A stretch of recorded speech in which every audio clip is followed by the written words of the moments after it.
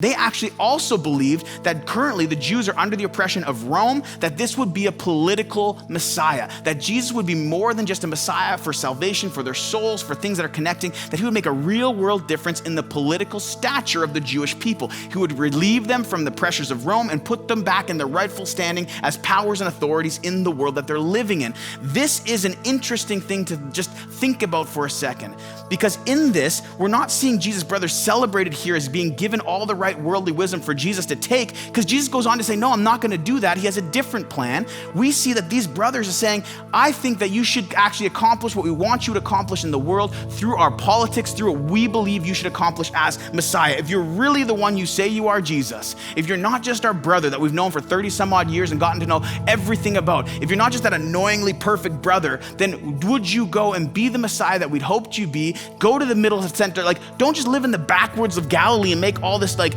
kind of these waves out here as to who you are. Go to the center, political hub, the place where everything happens, and take over the politics of the day and make something happen there. Are you living your relationship today like this? Are you building your expectations on who you think Jesus should be based into the politics of what you're living? Right now is a volatile time to be on any side of a political spectrum. But what I'm more heartbroken in seeing is not the division between people around politics, but the lack of affection that we're speaking towards who Jesus is. It's like we're trying to syncretistically bring the worldview of how we love and live in politics, our best practices, experiences, the things we've read, the things we know, the ways we know better, and we're trying to jam Jesus into the middle of that system and use him to also actually leverage our political gains and values. You know, this isn't something that's new to anybody. In fact, in Mere Christianity, this is an incredible book. For some of you who may be just becoming Christians or even thinking about Christianity, this is a book I'd so encourage you to read. But there's a quote around this that C.S. Lewis actually talks about that I think is really pertinent to this idea of what the expectations Jesus' brothers had for him means for Jesus' application of ministry in the world, and also for us as we live out as Christians in the world, trying to make much of Jesus. It says the ordinary idea, which we all have before we become Christians, is this.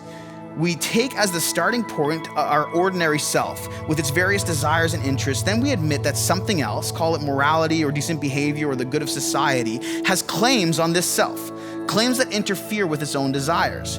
What we mean by being good is giving into those claims, that some of the things the ordinary self wanted to do that we call right, well, we should have to do them. But we're hoping at the same time that when all the demands have been met, the poor natural self will have some chance and some time to get on with its own life and do what it likes. In fact, we're very much like an honest man paying his taxes.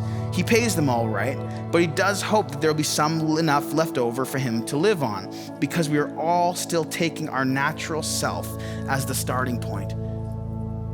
In our relationship with Jesus, as individuals before him, if we're not placing our identity in who Jesus is, if we're not starting our starting point as being people now who have been redeemed by the blood of Christ, people now who live under the authority of Jesus, people now who are defined by the love of Christ in our lives and how we love others, like if we don't define our love for others based on the love that Christ has given us, then we quickly fall into this political divide where we start putting expectations on Jesus and how his life and his love should be shown to the world. It's no longer Jesus as the starting point, it's us as the starting point, hoping that we still can be ourselves in the midst of our Christianity, when Jesus has so much more for us. He says, I have a deeper thing for you. And this is what his brothers wanted.